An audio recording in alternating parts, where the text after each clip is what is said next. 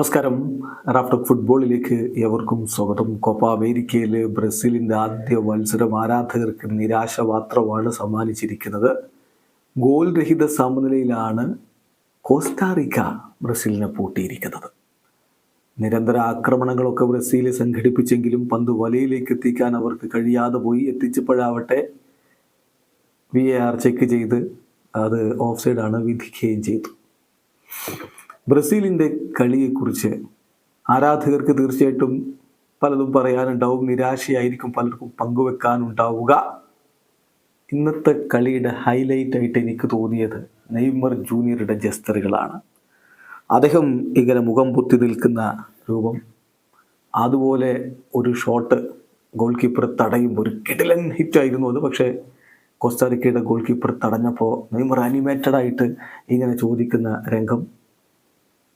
അതുപോലെ വിനി ജൂനിയറെ സബ്സ്റ്റിറ്റ്യൂട്ട് ചെയ്യുന്ന ഘട്ടത്തിൽ 71ാമത്തെ മിനിറ്റിലാണ് വിനിയെ ദൊറിവാൾ ജൂനിയർ പിൻവലിച്ചുകൊണ്ട് എൻട്രിക്കിനെ കളിക്കളത്തിലേക്ക് വിടുന്നത്. നെയ്മർ ആകെ കൺഫ്യൂസ്ഡ് ആവുകയാണ്, എന്താണ് ചെയ്യുന്നത് എന്ന രൂപത്തിൽ അദ്ദേഹം ജസ്റ്റർ കാണിക്കുന്നുണ്ട്.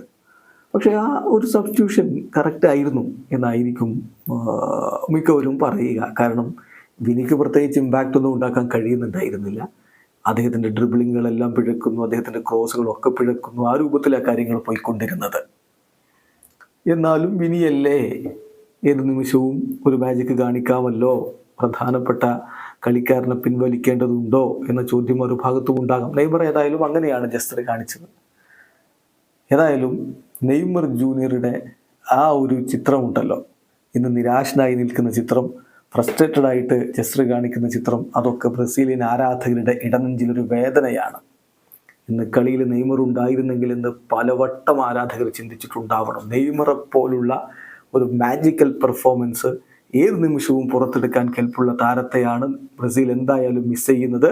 അതുപോലെ നിരവധി അവസരങ്ങൾ ഉണ്ടാക്കിയിട്ടും ഓൺ ടാർഗറ്റിലേക്ക് അടിച്ച ഷോട്ടുകളുടെ എണ്ണം വളരെ കുറവാണെന്ന കാര്യം കൂടി നോക്കുക. ഒരു പ്രോപ്പർ നമ്പർ 9 ഇല്ലാതെ ബ്രസീൽ ഈ കോപ്പയിൽ എത്ര ദൂരം എന്നതൊരു ചോദ്യമാണ്. നെയ്മർ കൃത്യമായിട്ടും, നെയ്മറുടെ ഇന്നത്തെ ജസ്റ്ററുകൾ കൃത്യമായിട്ടും ഏതൊരു ബ്രസീലിയൻ ആരാധകന്റെയും സിമ്പലാണ്. വീഡിയോ അവസാനിക്കുന്ന ഫുട്ബോൾ ലോകത്തെ കൂടുതൽ വിശേഷങ്ങളുമായി റാഫ്റ്റോക്സ് വീണ്ടും എത്താം.